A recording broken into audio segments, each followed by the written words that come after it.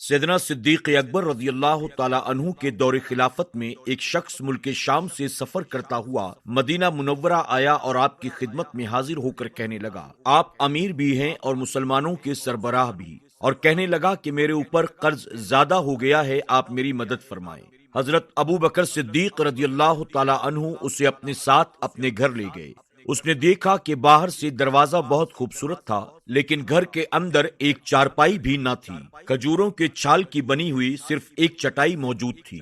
حضرت ابو بکر صدیق رضی اللہ تعالیٰ عنہ نے مجھے اس چٹائی پر بٹھا لیا اور فرمایا، 3 دن سے میں نے اناج کا دانہ بھی نہیں کھایا، کھجور پر گزارا کر لیتا ہوں، آج کل میرے حالات کچھ ٹھیک نہیں ہیں۔ اب اس شخص نے کہا، میں بہت دور سے آیا ہوں۔ تو حضرت ابو بکر صدیق رضی اللہ تعالیٰ عنہ نے فرمایا کہ تم سیدنا عثمان غنی رضی اللہ تعالیٰ عنہ کے پاس جاؤ۔ وہ شخص حضرت عثمان غنی کے دروازے پر پہنچا اور دستک دی۔ اندر سے حضرت عثمان غنی رضی اللہ تعالیٰ عنہ کی آواز آ رہی تھی۔ وہ اپنے بچوں کو اس بات پر ڈانٹ رہے تھے کہ تم دودھ میں شہد کم ملا کر پیا کرو، خرچہ کم کرو۔ وہ شخص کہنے لگا، حضرت ابو بکر صدیق رضی اللہ تعالیٰ عنہ تو ان کی سخاوت کی تعریف کر رہے تھے، اور یہاں دودھ اور شہد کو لے کر لڑائی ہو رہی ہے، اور مجھے تو کئی ہزار دینار کی ضرورت ہے، کیا عثمان غنی مجھے دیں گے؟ ابھی میرے ذہن میں یہ بات چل ہی رہی تھی کہ دروازہ کھلا، میں نے سلام کیا اور انہوں نے جواب دیا۔ مجھے گھر کے اندر لے جایا گیا اور دودھ میں شہد ڈال کر مجھے پلایا گیا، پھر کھجور کا حلوہ پیش کیا گیا۔ میں سوچ رہا تھا کہ عجیب شخص ہیں جو اپنے گھر والوں کو ڈانٹ رہے تھے اور مجھے 2-3 چیزیں کھانے کو دے دیں۔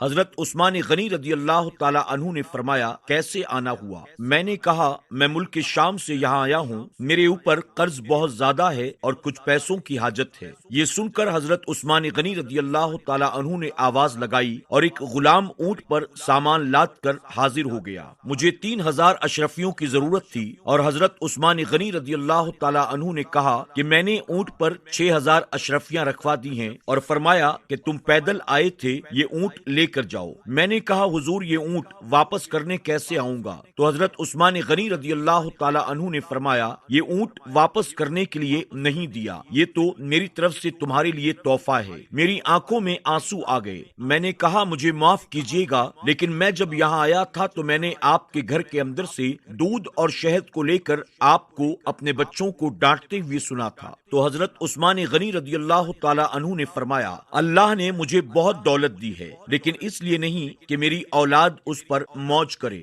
بلکہ یہ دولت میرے آقا صلی اللہ علیہ وسلم کے غلاموں کی مدد کرنے کے لیے ہے۔ میں وہاں سے اٹھا اور دروازے کی طرف آ گیا، اور میں نے سیدنا عثمان غنی رضی اللہ تعالیٰ عنہ کا شکریہ ادا کیا۔ ابھی تک میں نے بتایا ہی نہیں تھا کہ مجھے حضرت ابو بکر صدیق نے بھیجا ہے۔ اتنے میں سیدنا عثمان غنی رضی اللہ تعالیٰ عنہ نے خود ہی فرمایا، جاؤ جا کر شکریہ ادا کرو سیدنا صدیق اکبر رضی اللہ تعالیٰ عنہ کا، کہ جنہوں نے تمہیں میرے گھر کا راستہ بتا دیا۔